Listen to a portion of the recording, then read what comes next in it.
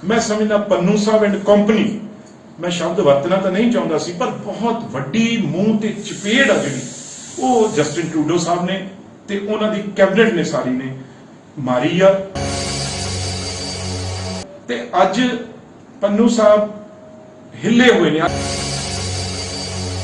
पन्नू साहब थोनू टैररिस्ट ऐलान दिता ते हुण दिन थोड़े बहुत थोड़े ने। वाहिगुरू जी का खालसा, श्री वाहिगुरू जी की फतेह।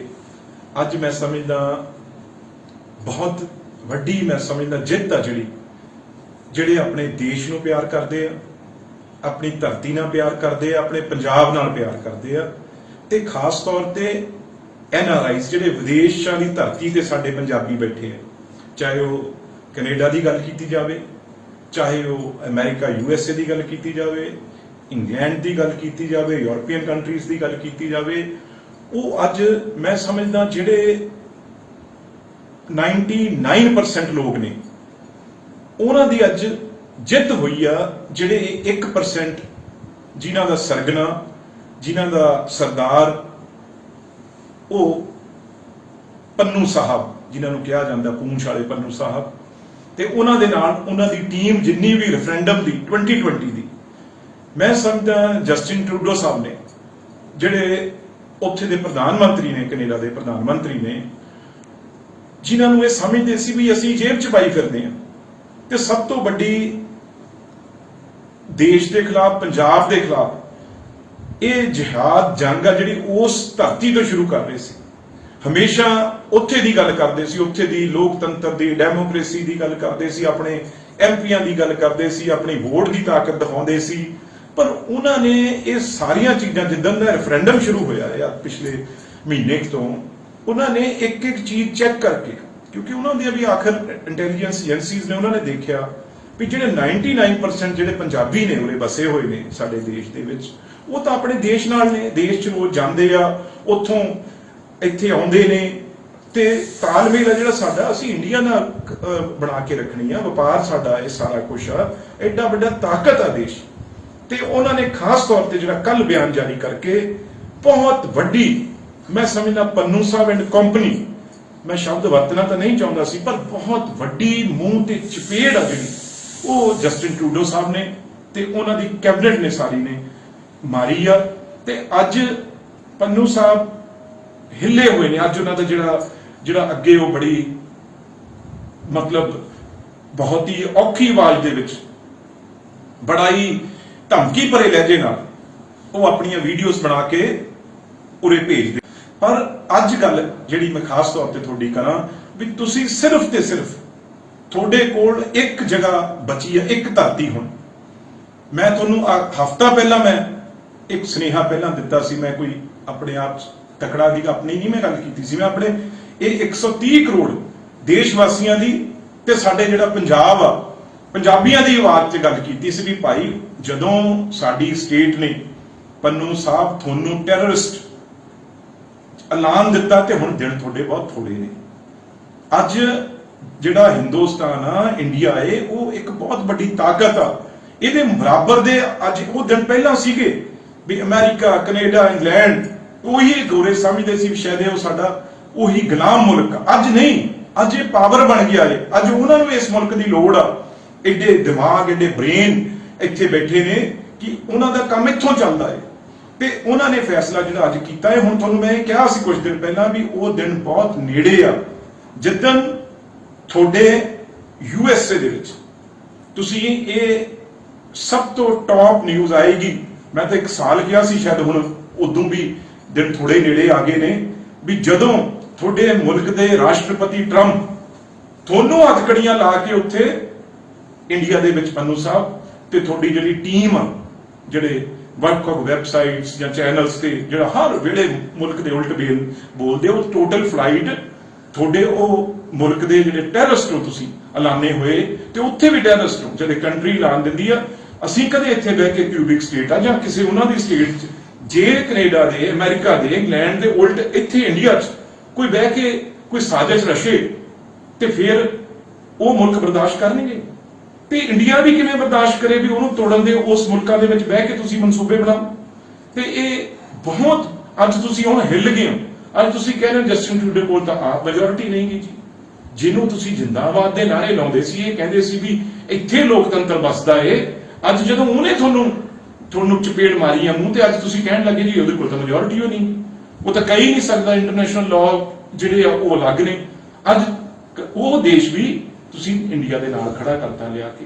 ਤੇ ਹੁਣ ਬਹੁਤ ਦਿਨ ਨੇੜੇ ਨੇ ਜਦੋਂ ਇਹ ਕੈਨੇਡਾ 'ਚ ਤਾਂ ਹੁਣ ਵੜ ਨਹੀਂ ਸਕਦੇ, ਹੁਣ ਵੜ ਕੇ ਦਿਖਾਉਣ ਉੱਥੇ ਇਹ ਪੰਨੂ ਸਾਹਿਬ ਉਸ ਮੁਲਕ ਦੇ ਵਿੱਚ ਕੈਨੇਡਾ ਦੇ ਵਿੱਚ ਕਰਨ ਆ ਕੇ ਕਿਸੇ ਗੁਰਦੁਆਰਾ ਸਾਹਿਬ 'ਚ ਗੱਲ।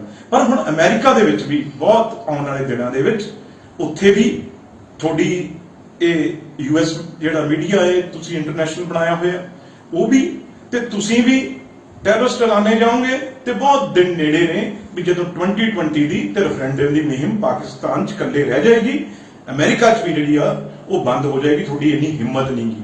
ਤੇ ਇੱਕ ਮੇਰੀ ਬੇਨਤੀ ਹੈ, ਸਾਰੇ ਹੀ ਮੇਰੇ ਆਰਗੇਨਾਈਜੇਸ਼ਨਸ ਨੇ ਜਿਹੜੀਆਂ ਉੱਥੇ ਜਿਹੜੀਆਂ ਇਹਨਾਂ ਨਾਲ ਲੜਾਈ ਲੜ ਰਹੀਆਂ ਹੈ, ਜਿੱਥੇ ਜਿੱਥੇ ਇਹਨਾਂ ਨੇ ਗੁਰਦੁਆਰੇ ਸਾਹਿਬਾਂ ਕਮੇਟੀਆਂ ਤੇ ਕਬਜ਼ੇ ਕੀਤੇ ਆ, ਹੋਰ ਇਹਨਾਂ ਦੇ ਬੜੇ, ਕਿਉਂਕਿ ਸਾਰੇ ਕਾਨੂੰਨ ਮੰਨਣ ਵਾਲੇ ਲੋਕ ਨਹੀਂ ਗਏ। ਇਹ ਇੱਥੇ ਵੀ ਕਾਨੂੰਨ ਜੇ ਤੋੜਦੇ ਆ ਤੇ ਉੱਥੇ ਵੀ ਕਾਨੂੰਨ ਤੋੜਦੇ ਆ। ਮੇਰੀ ਤੁਹਾਨੂੰ ਹੱਥ ਜੋੜ ਕੇ ਬੇਨਤੀ ਆ ਸਾਰੇ NRI ਭਰਾ, ਜਿਹੜੇ ਵੀ ਇਹ ਪੰਨੂ ਐਂਡ ਕੰਪਨੀ ਜਿੰਨੇ ਵੀ ਰੈਫਰੈਂਡਮ ਵਾਲੇ ਨੇ 2020 ਵਾਲੇ ਨੇ, ਕਿਉਂਕਿ ਇਹ ਬਦਮਾਸ਼ ਲੋਕ ਨੇ, ਇਹ ਮੈਨੂੰ ਉੱਥੋਂ ਟੈਲੀਫੋਨਸ ਆ ਰਹੇ ਨੇ ਜਦੋਂ ਦੇ ਇਹ ਗੱਲ ਸ਼ੁਰੂ ਹੋਈ ਆ ਬਈ ਭਾਈ ਆਹ ਸਾਡੀ ਪ੍ਰਾਪਰਟੀ ਇਹਨਾਂ ਨੇ ਦੱਬੀ ਆ, ਆਹ ਸਾਡੇ ਨਾਲ ਇਹਨਾਂ ਨੇ ਧੱਕਾ ਕੀਤਾ ਹੈ, ਸਾਡੇ ਇਹਨਾਂ ਦੇ ਰਿਸ਼ਤੇਦਾਰ ਪਿੱਛੇ ਸਾਡੇ ਪਿੰਡਾਂ 'ਚ ਆਹ ਸਾਡੇ ਨਾਲ ਕਰ ਰਹੇ ਆ। ਠੀਕ ਆ, ਇਹ ਇਹਨਾਂ ਦੇ ਬਹੁਤ ਇੱਕਦਮ ਇਹਨਾਂ ਦੀ ਅੱਗ ਲੱਗੂਗੀ, ਇਹ ਵੀ ਉਹ ਮੈਸੇਜ ਕਰਨਗੇ, ਹੋਰ ਕਰਨਗੇ। ਪਰ ਮੇਰੀ ਬੇਨਤੀ ਹੈ, ਅਸੀਂ ਕਿਸੇ ਦਾ ਜੇ ਆਪਣਾ ਕੋਈ ਨਾਂ ਵੀ ਨਹੀਂ ਦੱਸਣਾ ਚਾਹੁੰਦਾ, ਉਹ ਵੀ ਅਸੀਂ, ਤੁਸੀਂ ਵੀ ਚਾਹੇ ਨਾ ਦੱਸੋ, ਪਰ ਅਸੀਂ ਵੀ ਡਿਸਕਲੋਜ਼ ਨਹੀਂ ਤੁਹਾਡਾ ਬਿਲਕੁਲ ਨਾ ਕਰਾਂਗੇ, ਕਿਉਂਕਿ ਇਹ ਬਾਹਰ ਉੱਥੇ ਇਹ ਖਤਰਨਾਕ ਲੋਕ ਨੇ, ਲੋਕ ਡਰਦੇ ਨੇ ਕਿ ਕੋਈ ਐਸੀ ਇਹ ਗੱਲ ਨਾ ਕਰ ਦੇਣ। ਪਰ ਜਿੱਥੇ ਜਿੱਥੇ ਅਮਰੀਕਾ, ਕੈਨੇਡਾ, ਇੰਗਲੈਂਡ, ਯੂਰਪ, ਜਿੱਥੇ ਜਿੱਥੇ ਜਿਹੜੇ ਗੁਰਦੁਆਰੇ ਸਾਹਿਬਾਂ 'ਚ ਇਹਨਾਂ ਦੀਆਂ ਰੈਫਰੈਂਡਮ 2020 ਵਾਲੇ ਤੇ ਖਾਲਿਸਤਾਨ ਖਾੜਕੂ ਗਰੁੱਪ ਨੇ, ਜਿੰਨੇ ਵੀ ਇਹਨਾਂ ਨੇ ਕਿਹੜੇ ਗੁਰਦੁਆਰੇ 'ਚ ਕਬਜ਼ਾ ਕੀਤਾ ਹੈ, ਕਿਹੜੇ ਗੁਰਦੁਆਰਿਆਂ ਦੇ ਵਿੱਚ ਇਹ ਕਪਲੇ ਕਰ ਰਹੇ ਆ, ਉੱਥੇ ਦੀ ਜਿਹੜੀ ਸੰਗਤ ਦਾ ਪੈਸਾ ਉਹ ਖਾ ਰਹੇ ਨੇ, ਉਹਦੇ ਬਾਰੇ ਮੈਂ ਇੱਕ ਤੁਹਾਨੂੰ ਆਪਣੀ ਜਿਹੜੀ ਈਮੇਲ ਆ, ਐਡਰੈਸ ਆ, ਉਹ ਮੈਂ ਐਂਡ 'ਚ ਦੱਸੂਗਾ। ਉਹਦੇ ਉੱਤੇ ਵੱਧ ਤੋਂ ਵੱਧ ਤੁਸੀਂ ਜਿਹੜਾ ਆਪਣੇ ਜਿਹੜੇ ਈਮੇਲਸ ਤੇ ਇਹਨਾਂ ਦੇ ਬਾਰੇ ਦੱਸੋ। ਤੇ ਜਿਹੜੇ ਇੰਡੀਆ 'ਚ ਵੀ ਇਹਨਾਂ ਦੇ ਪਿੱਛੇ ਰਿਸ਼ਤੇਦਾਰ ਨੇ ਜਾਂ ਇਹਨਾਂ ਨੇ ਜੋ ਕ੍ਰਾਈਮ ਕੀਤੇ ਹੋਵੇ, ਕਿਉਂਕਿ ਤੁਸੀਂ ਇਹਨਾਂ ਦੇ ਇਲਾਕੇ ਦੇ ਹੋ, ਨਾਲ ਕੋਈ ਗੁਆਂਢੀ ਹੁੰਦਾ, ਵੀ ਪਤਾ ਹੁੰਦਾ ਸਭ ਦਾ ਵੀ ਇਹ ਉਰੇ ਇਹਨਾਂ ਦਾ ਕੀ ਰਿਕਾਰਡ ਹੈ, ਕੀ ਇਹਨਾਂ ਨੇ ਉਰੇ ਪਿੱਛੋਂ ਕਿੰਨੇ ਕੇਸਿਸ ਇਹਨਾਂ ਦੇ ਬਣੇ ਹੋਏ ਨੇ, ਤੇ ਪਿੱਛੇ ਇਹਨਾਂ ਦੇ ਰਿਸ਼ਤੇਦਾਰ ਕੀ ਕਰ ਰਹੇ ਨੇ ਉਰੇ, ਕਿਹੜੇ ਉਹਨਾਂ ਦੇ ਕੇਸ ਨੇ, ਜਾਂ ਕਿਹੜੇ ਗਲਤ ਕੰਮ ਕਰਕੇ ਇੱਥੋਂ ਉੱਥੇ ਭੱਜੇ ਆ। ਸਾਰਿਆਂ ਦਾ ਜਿਹੜਾ ਰਿਕਾਰਡ ਕਾਫੀ ਬੰਦਿਆਂ ਨੇ ਮੈਨੂੰ ਇਹ ਭੇਜਿਆ ਹੈ, ਤੇ ਅਸੀਂ ਉਹ ਸਾਰਾ ਬਲੰਦਾ ਬਣਾ ਕੇ ਆਪਣੀ ਮਿਨਿਸਟਰੀ ਦੇ ਥਰੂ, ਜਿਵੇਂ ਆਹ ਗੱਲਾਂ ਅਸੀਂ ਕੀਤੀਆਂ, ਉਹਨਾਂ ਨੇ ਇਹਨਾਂ ਨੂੰ ਬਿਲਕੁਲ ਬੈਨ ਕੀਤਾ ਹੈ। ਆਖਰ ਇਹ ਹਿੰਦੁਸਤਾਨ ਦੀ ਜਿਹੜੀ ਸਾਡੀ ਮਿਨਿਸਟਰੀ ਹੈ, ਚਾਹੇ ਹੋਮ ਮਿਨਿਸਟਰੀ ਹੈ, ਚਾਹੇ ਫੋਰਨ ਅਫੇਅਰਸ ਨੇ, ਉਹਨਾਂ ਦੇ ਐਂਬੈਸਡਰਸ ਰੋਜ਼ ਗੱਲ ਕਰਕੇ ਇਹ ਕੰਮ ਇੱਥੇ ਤੱਕ ਹੋਇਆ ਹੈ। ਤੇ ਉਸੇ ਤਰੀਕੇ ਨਾਲ ਤੁਹਾਡੀ 100% ਮੈਂ ਗਰੰਟੀ ਕਹਿਣਾ ਮਦਦ ਕਰਾਂਗੇ। ਜਿੰਨੀਆਂ ਵੀ ਆਰਗੇਨਾਈਜੇਸ਼ਨਸ ਇਹਨਾਂ ਨਾਲ ਉਲਟ ਲੜ ਰਹੀਆਂ, ਜਿਨ੍ਹਾਂ ਨਾਲ ਜਿੱਥੇ ਕਿਹੜੇ ਗੁਰਦੁਆਰੇ 'ਚ ਜਾਂ ਹੋਰ ਕਿਤੇ ਵੀ ਇਹਨਾਂ ਨੇ ਉਹਨਾਂ ਨੂੰ ਧੱਕੇ ਨਾਲ ਡਰਾ ਧਮਕਾ ਕੇ ਬਾਹਰ ਕੱਢਿਆ ਹੈ, ਤੇ ਕਿਹੜੇ ਗੁਰਦੁਆਰਿਆਂ ਦੇ ਵਿੱਚ ਇਹ ਜਿਹੜੀ ਫੰਡਿੰਗ ਆ ਉਹਦੀ ਇਹ ਸਾਰਾ ਖਾ ਰਹੇ ਨੇ, ਇਸ ਕੰਮ ਤੇ ਲਾ ਰਹੇ ਆ, ਰੇਡੀਓ ਚਲਾ ਰਹੇ ਨੇ, ਚਾਹੇ ਹੋਰ ਕੰਮ ਕਰ ਰਹੇ ਆ, ਟੈਲੀਫੋਨਸ ਕਰ ਰਹੇ ਆ, ਕਰੋੜਾਂ ਰੁਪਏ ਦਾ ਪੈਸਾ ਕਿੱਥੋਂ ਆ ਰਿਹਾ, ਉਹ ਸਾਰਾ ਇਹਨਾਂ ਦਾ ਦੱਸੋ। ਤੇ ਖਾਸ ਤੌਰ ਤੇ ਜੇ ਪਰਸਨਲ ਜਿੱਥੇ ਵੀ ਇਹ 100-200 ਲੋਕ ਨੇ, ਜਿੱਥੇ ਵੀ ਇਹਨਾਂ ਨੇ ਕੋਈ ਵੀ ਐਸੀ ਮਾੜੇ ਕੰਮ ਕੀਤੇ ਆ, ਇਹਨਾਂ ਦੀ ਲਿਸਟ ਸਾਡੇ ਕੋਲ ਭੇਜੋ। ਅਸੀਂ ਆਪਣੇ ਤਰੀਕੇ ਨਾਲ ਗਵਰਨਮੈਂਟ ਦੇ ਥਰੂ, ਚਾਹੇ ਕਾਨੂੰਨ ਦੇ ਤਰੀਕੇ ਨਾਲ, ਚਾਹੇ ਤੁਹਾਨੂੰ ਉੱਥੇ ਅਸੀਂ ਕਿਸੇ ਤਰੀਕੇ ਨਾਲ ਮਦਦ ਕਰੀਏ। ਜਿਹੜੇ ਉਰੇ ਇਹਨਾਂ ਨੇ ਕੰਮ ਕੀਤੇ ਆ, ਉਰੇ ਜੇ ਇਹ ਗਲਤ ਕਿਸੇ ਦੀ ਮਦਦ ਕਰਦੇ ਆ, ਉਹ ਬਿਲਕੁਲ ਅਸੀਂ ਲਾਇਰ ਵੀ, ਵਕੀਲ ਵੀ ਕਰਕੇ ਦੇਵਾਂਗੇ, ਅਸੀਂ ਗਵਰਨਮੈਂਟ 'ਚ ਉਹਦੀ ਮਦਦ ਵੀ ਕਰਾਂਗੇ। ਪਰ ਹੁਣ ਟਾਈਮ ਆ ਗਿਆ, ਇਹ ਇਸ ਵੇਲੇ ਬਿਲਕੁਲ ਲੋਹਾ ਗਰਮ ਆ। ਜਦੋਂ ਥੋੜਾ ਮਾਰਨ ਦੀ ਲੋੜ ਹੁੰਦੀ ਆ ਨਾ, ਇਸ ਵੇਲੇ ਥੋੜਾ ਹੈ ਜਿਹੜਾ ਉਹ ਬਿਲਕੁਲ ਜਸਟਿਨ ਟਰੂਡੋ ਸਾਹਿਬ ਨੇ ਇਹਨਾਂ ਤੇ ਮਾਰਤਾ ਹੈ, ਤੇ ਇੱਕ ਜਿਹੜਾ ਇਹਨਾਂ ਦਾ ਭਾਂਡਾ ਚੱਕਣਾ ਚੂਰ ਹੋ ਗਿਆ। ਤੇ ਕੁਝ ਦਿਨਾਂ ਵਿੱਚ ਅਮਰੀਕਾ 'ਚ ਵੀ ਇਹ ਹੋਣਾ, ਬਾਕੀ ਦੇਸ਼ਾਂ 'ਚ ਵੀ ਇਹ ਹੋਣਾ ਹੈ। ਤੇ ਇਸ ਕਰਕੇ ਪੰਨੂ ਸਾਹਿਬ ਅੱਜ ਜੰਮੂ ਕਸ਼ਮੀਰ ਦੀ ਗੱਲ ਕਰ ਰਹੇ ਆ, ਦਿੱਲੀ ਦੀ ਗੱਲ ਕਰ ਰਹੇ ਆ, ਪਰ ਜਿਹੜਾ ਇਹ ਨਹੀਂ ਸੋਚਿਆ ਵੀ ਜਿਸ ਘਰ 'ਚ ਬੈਠੇ ਹੋ ਉਹ ਘਰ ਹੀ ਖੋਖਲਾ ਹੈ, ਉਹ ਅੱਜ ਘਰ ਹੀ ਢਹਿ ਗਿਆ।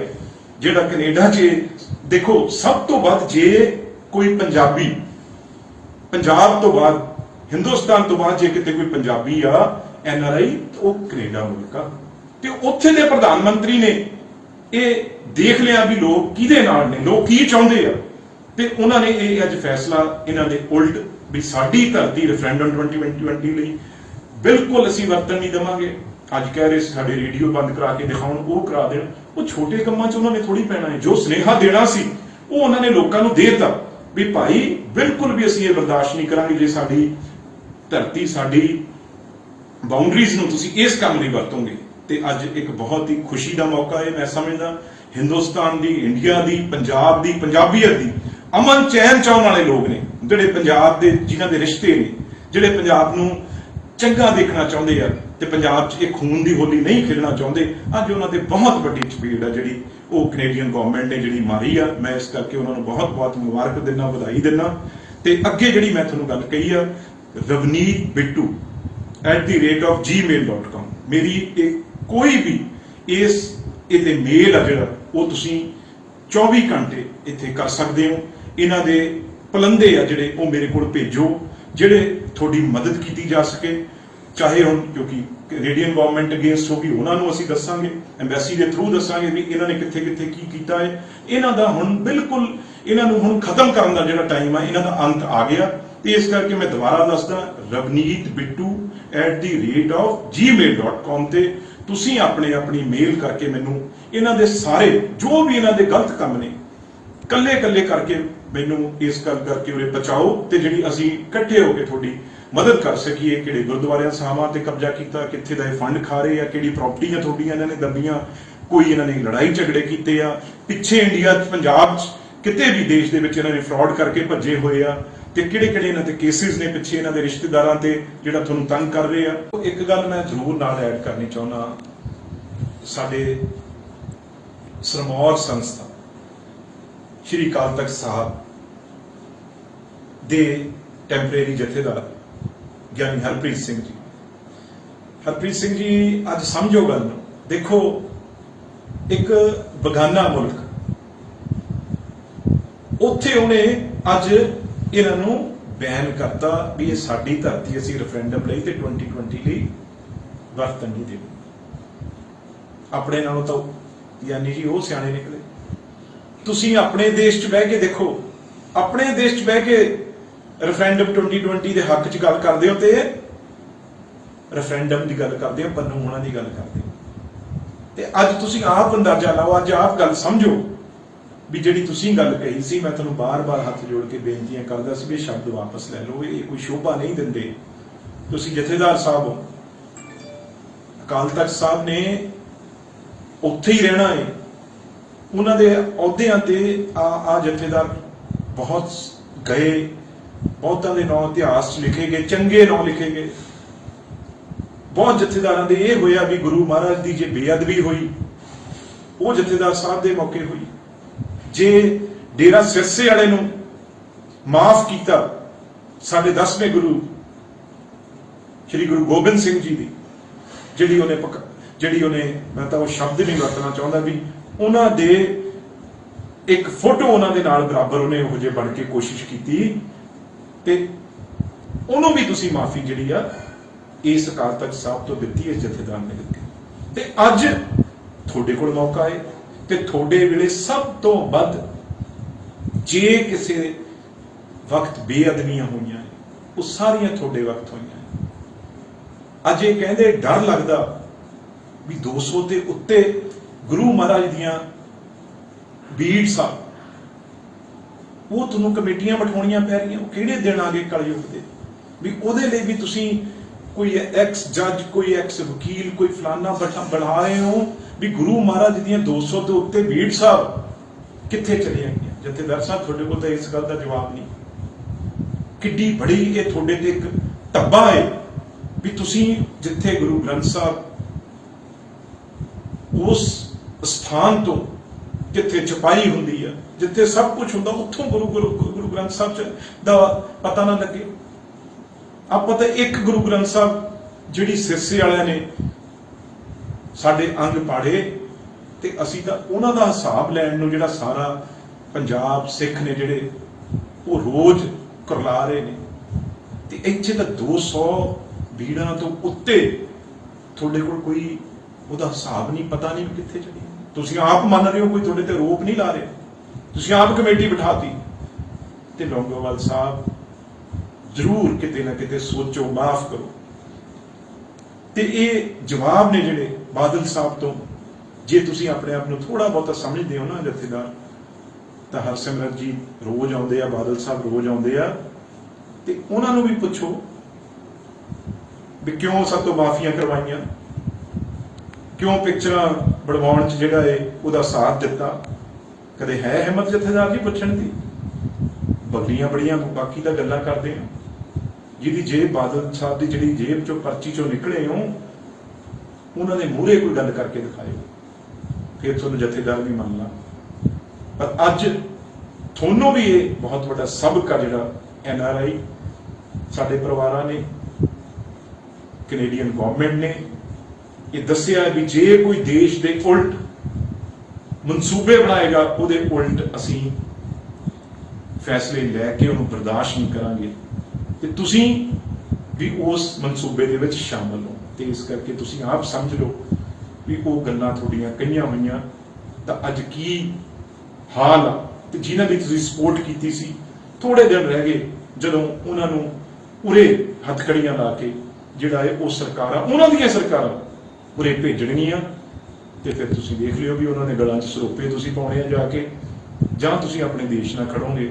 ਇਹ ਵੀ ਇੱਕ ਬਹੁਤ ਵੱਡਾ ਸਵਾਲ ਆਉਣ ਵਾਲੇ ਦਿਨਾਂ ਦੇ ਵਿੱਚ। ਥੋੜੇ ਮੈਂ ਤਾਂ 1 ਸਾਲ ਹੀ ਕਿਹਾ ਸੀ ਵੀ ਉਹਦੇ ਵਿੱਚ ਤੁਹਾਡੇ ਮੂਹਰੇ ਆ ਜਾਣਗੇ। ਇੱਕ ਮੈਂ ਹੈਰਾਨ ਹੋ ਗਿਆ, ਮੈਨੂੰ ਇੱਕ ਟੈਲੀਫੋਨ ਕਾਲ ਆਇਆ, ਉਹ ਕਹਿੰਦੇ ਜੀ ਵੀ ਇਹ ਪੰਨੂ ਜਿਹੜਾ ਹੈ, ਇਹਨਾਂ ਦੇ ਕੁਝ ਬੰਦੇ ਪਿੱਛੇ ਉਰੇ ਬੈਠੇ ਆ, ਤੇ ਮੇਰੀ ਜਿਹੜੀ ਮੈਰਿਡ ਲਾਈਫ ਆ, ਮੇਰੇ 3 ਬੇਟੀਆਂ, ਉਹ ਡਿਸਟਰਬ ਕਰ ਰਹੇ ਆ, ਤੇ ਮੈਨੂੰ ਮਤਲਬ ਇਹਨਾਂ ਨੇ ਜੋੜਾ ਦੁਬਰ ਕੀਤਾ ਹੋਇਆ, ਉਹਨਾਂ ਦਾ ਜਿਹੜਾ ਬ੍ਰਦਰ ਇਨ ਲਾਅ ਆ ਕਿਤੇ ਨਾ ਕਿਤੇ ਉਹ ਇਹਨਾਂ ਨਾਲ ਜੁੜਿਆ ਹੋਇਆ, ਤੇ ਕਹਿੰਦੇ ਜੀ ਮੇਰਾ ਰਿਸ਼ਤਾ ਇਹਨਾਂ ਨੇ ਖਰਾਬ। ਮਤਲਬ ਇਹੋ ਜਿਹੇ ਹੱਦਾਂ ਤੱਕ ਜਿਹੜੀਆਂ ਇਹ ਟੱਪ ਚੁੱਕੇ, ਘਰ ਘਰ ਇਹ ਜਿਹੜਾ ਉਹ ਧਮਕੀਆਂ ਦੇ ਕੇ ਲੋਕਾਂ ਦੇ ਬੱਚਿਆਂ ਤੱਕ ਆ ਜਿਹੜਾ ਉਹਨਾਂ ਨੂੰ ਬਰਬਾਦ ਕਰਨ ਲੱਗੇ ਹੋਏ ਆ। ਤੇ ਬਹੁਤ ਇੱਕ ਦੁਬਾਰਾ ਮੈਂ ਥੋੜਾ ਲੰਬਾ ਲੈ ਗਿਆ, ਬਹੁਤ ਬਹੁਤ ਤੁਹਾਨੂੰ ਸਾਰੇ NRI ਜਿਹੜੇ ਸ਼ਾਂਤੀ ਚਾਹੁੰਦੇ ਆ, ਪੰਜਾਬ ਚਾਹੁੰਦੇ ਆ, ਹਿੰਦੁਸਤਾਨ ਆਪਣਾ ਦੇਸ਼ ਚਾਹੁੰਦੇ ਆ, ਮਿੱਟੀ ਨਾਲ ਪਿਆਰ ਕਰਦੇ ਆ, ਦੁਬਾਰਾ ਉਹਨਾਂ ਨੂੰ ਮੁਬਾਰਕਾਂ ਵੀ ਇੱਕ ਉਹਨਾਂ ਨੇ ਐਸਾ ਪ੍ਰੈਸ਼ਰ ਬਣਾਇਆ, ਐਸਾ ਸੁਨੇਹਾ ਆਪਣੀਆਂ ਸਰਕਾਰਾਂ ਨੂੰ ਦੇਸ਼ 'ਚ ਦਿੱਤਾ, ਤੇ ਉਹ ਸਰਕਾਰਾਂ ਵੀ ਅੱਜ ਜਿਹੜੀਆਂ ਨੇ, ਉਹ ਦੇਸ਼ ਵੀ ਅੱਜ ਜਿਹੜੇ ਨੇ ਉਹ ਤੁਹਾਡੀ ਤਾਕਤ ਮੂਹਰੇ ਅੱਜ ਝੁਕੇ ਨੇ। ਇਹਨਾਂ ਦੇ ਜੰਜਾਲ 'ਚੋਂ, ਇਹਨਾਂ ਦੇ ਜਿਹੜਾ ਇਹਨਾਂ ਨੇ ਪਹਿਲਾਂ ਇੱਕ ਹਊਆ ਬਣਾਇਆ ਹੋਇਆ ਸੀ, ਉਹਦੇ ਵਿੱਚੋਂ ਨਿਕਲ ਕੇ ਅੱਜ ਇਹ ਫੈਸਲੇ ਹੋਏ ਨੇ। ਬਹੁਤ ਬਹੁਤ ਮੁਬਾਰਕਬਾਦ, ਧੰਨਵਾਦ, ਜੈ ਹਿੰਦ, ਵਾਹਿਗੁਰੂ ਜੀ ਕਾ ਖਾਲਸਾ, ਵਾਹਿਗੁਰੂ ਜੀ।